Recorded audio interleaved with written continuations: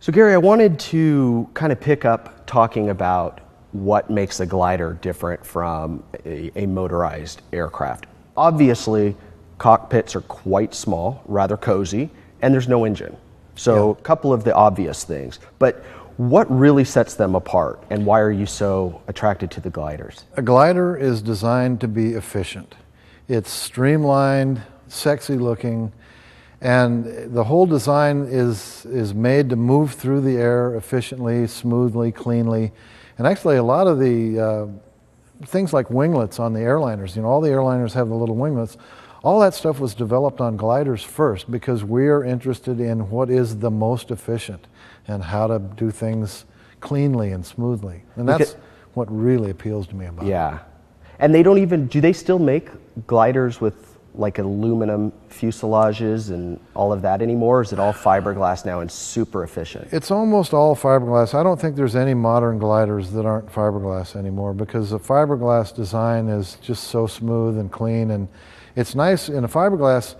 The old metal ships, the wings are stiff. In a fiberglass ship, the wings are very flexible and they bend up, beautifully sometimes. Yeah. When you're pulling hard. Right.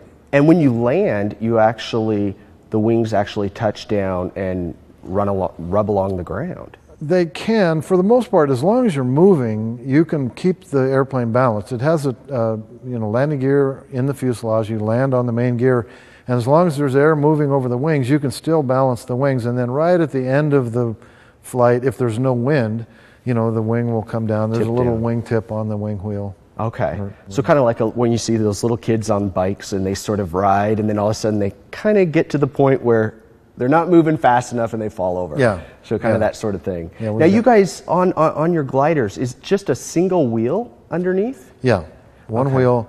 It's got a disc brake on it, so and then in front of the wheel there's a skid that comes down at the end.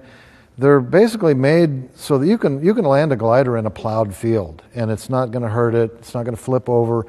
Most power planes, if you land them in a rough field, they're probably going to flip over. But gliders, you don't have an engine, so occasionally you don't make it back to the airport. You have to land in a field. Yeah. Oh, that doesn't sound good, but it happens. It happens. You treat the field as if it was an airport, and you fly a landing pattern around the field and check it out. And at 3,000 feet, you have many fields to choose from. As you get down to 2,000 feet, you've narrowed it down to a few select fields. At 1,000 feet, you're committed. We pick a field and we land a pattern with a landing pattern, just like as if it was an airport. Huh. So with your gliders, you have ailerons, you have an elevator, you have a rudder. The rudder is like the foot pedals, and then you've got the stick, which is going to do the ailerons and the elevator. What other instruments are in there and that you're utilizing? The other main control that we have are called spoilers. Because in a glider, you don't have an engine to change your angle of attack. So we come in high, and then these big flaps open up on each wing to kill the lift so that you can come down either very steeply with the spoilers wide open, or with them closed, you're flying very shallow. So you have a large cone of operation so you can control your landing and put it exactly where you want. You only have one chance in a glider. There's no going around. Yeah, you're not going to touch and go. Yeah. What about getting up into the air? What's that towing process like? It's a little difficult. Basically, we have another powerful airplane, a Pawnee with a 540 cubic inch engine in it. There's a special hook on the back end of the tow plane. We hook a 300-foot long rope into a hook in the front of the glider, and he takes off and just basically drags you up into the air. So it just basically drags you up into the air. How do you get positioned out on the runway to even start that process? We have to pull the gliders out. Usually we move them by hand. Out onto the runway and position everything, and it's not too difficult. They weigh, the glider that we fly mostly weighs about 900 pounds. Okay. But you can move it around pretty easily. All right. So then once you're up in the air, how do you initiate the release from the tow plane? Yeah, we pull the release. He takes the rope back to the airport and uses it for the next tow.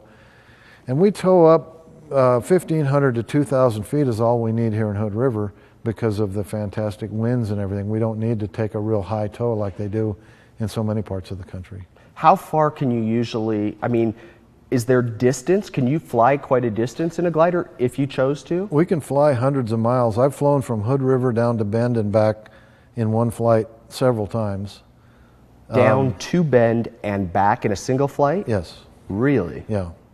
We can fly, basically the glider will fly about 6 miles for every 1,000 feet of altitude it loses. And our altitude is like our fuel tank. And on a good soaring day, the maximum altitude that we get to is 10 to 12,000 feet, sometimes even a lot higher than that.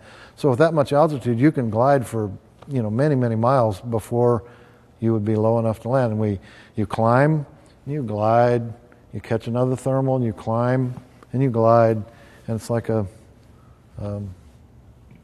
saw.